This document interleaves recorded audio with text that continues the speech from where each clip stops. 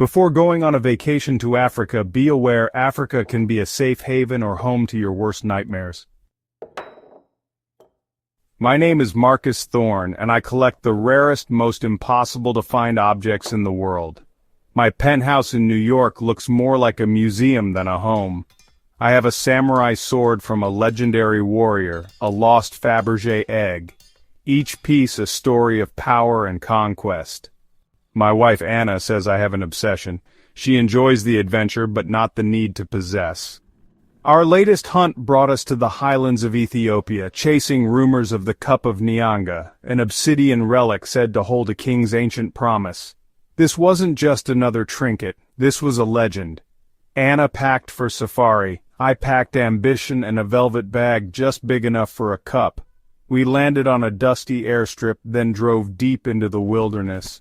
The city faded, replaced by savannas and mountains that touched the clouds. Anna was mesmerized by the beauty, snapping photos. But I only saw the cup in my mind, my future centerpiece. Our life was glamour, but for me, the real luxury was the acquisition.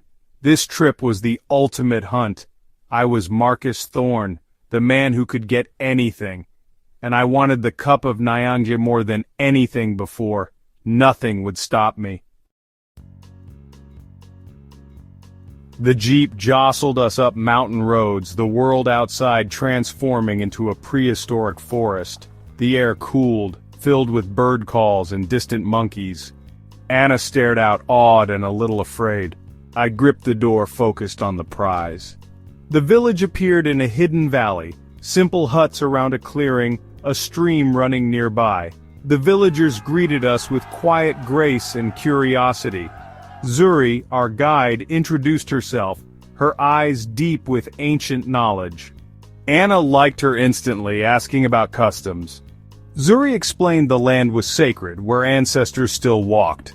I listened, but my mind searched for the cup's hiding place. As the sun set, the valley glowed, the village peaceful but tense. Have you ever considered taking a vacation to Africa? If you have, I want to hear from you. In the comment section below, tell me about your biggest fear or imagination of Africa. I will reply to your comment, and I might even create a horror video about your fear. Also like this video and subscribe for more. Zuri led us to our guest hut. I felt the valley holding its breath, waiting for me. The next morning, Zuri showed us the village and forest, her knowledge astonishing. Anna was captivated. I pretended interest, but I wanted the cup. Zuri led us to a small, ancient shrine at the village center. This is the heart of our village, where we honor the promise to King Nyange. The cup is our covenant, the source of our life and balance. My excitement spiked. I knew the cup was inside. You may look, but never touch or move the Cup of Nyange.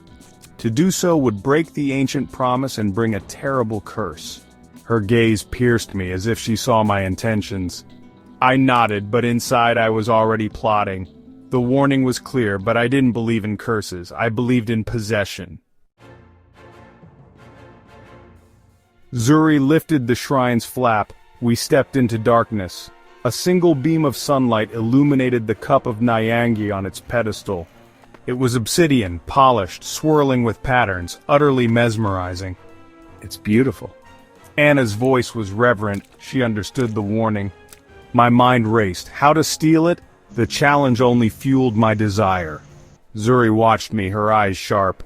I forced a polite smile. Thank you for showing us this. But in my mind, it was already mine. The curse was just a story to scare thieves. I was Marcus Thorne. I didn't believe in curses, only in winning. The cup would be mine, no matter the cost. That night I couldn't sleep. The jungle's whispers sounded like warnings. Anna slept soundly, unaware of my plan. My guilt was drowned by desire. I slipped out, dressed in dark clothes, heart pounding. The village was silent, moonlit, perfect for a thief. Each step felt like betrayal. The air was heavy, the valley watching.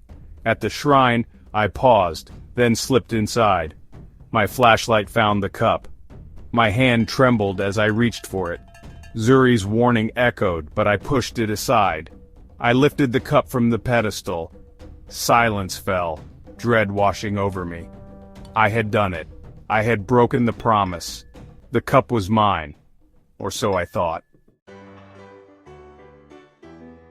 I hid the cup in my jacket, heart racing. The air turned cold, the moon a judgmental eye. Jungle sounds vanished, unnatural silence.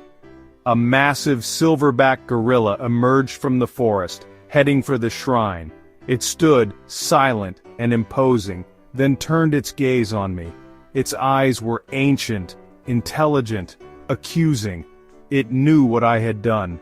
The air crackled with supernatural energy. Terror gripped me. The gorilla roared, a sound of fury and grief that shook the village. Lights flickered on, voices called out. The gorilla beat its chest, then vanished into the darkness. I stood trembling, exposed. The warning was real. The curse had begun. Panic seized me as I rushed back to the hut. "Marcus, what was that? What's happening?" I couldn't answer.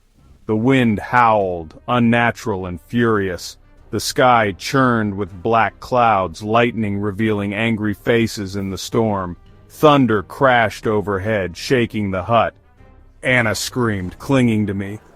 The rain fell in torrents, the storm alive and vengeful. The velvet bag in my jacket burned like a brand. Zuri appeared in the doorway, her eyes accusing. "You did this." The storm was the wrath of the ancestors. In the chaos, a desperate, agonizing thirst began to consume me. The curse was real, I was marked. The spirits demanded justice, and I was powerless. The thirst was unbearable. No water could quench it.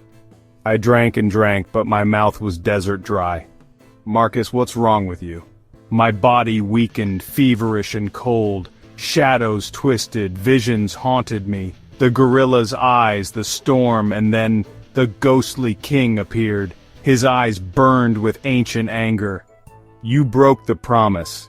You brought drought to my soul and storm to my people." I was forced to witness the consequences of my greed. My collection turned to dust, my wealth meaningless. The king's image hovered, a silent judge. I was dying, devoured by the curse. Only one thing could save me. Anna knelt beside me, desperate. "Marcus, please, tell me what to do!" Her plea shattered my fear, regret overwhelmed me. The cup. I have to return the cup. I staggered to my feet, clutching the obsidian. I pushed past Zuri, out into the raging storm. The ghostly king walked beside me, the faces in the clouds shrieking. I crawled to the shrine, every step a battle. Inside, I placed the cup back on its pedestal. A single tear fell onto the cup. Warm light filled the shrine. The king nodded and faded away. The thirst vanished. The curse was broken.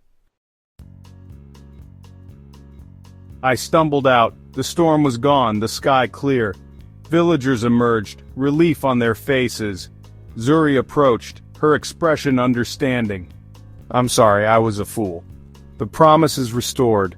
Some things are not meant to be owned but honored." Anna held my hand as we left. I was changed. My collection looked like stolen stories, not triumphs. The cup of Nyange taught me a lesson no money could buy. When you travel, remember, you are a guest.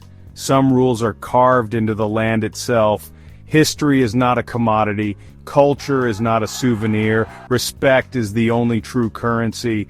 Don't let desire blind you to ancient truths, or you may face a curse of your own. Be humble, be respectful. We were banished from the land and we left in shame, or the ghosts of the past will come to collect.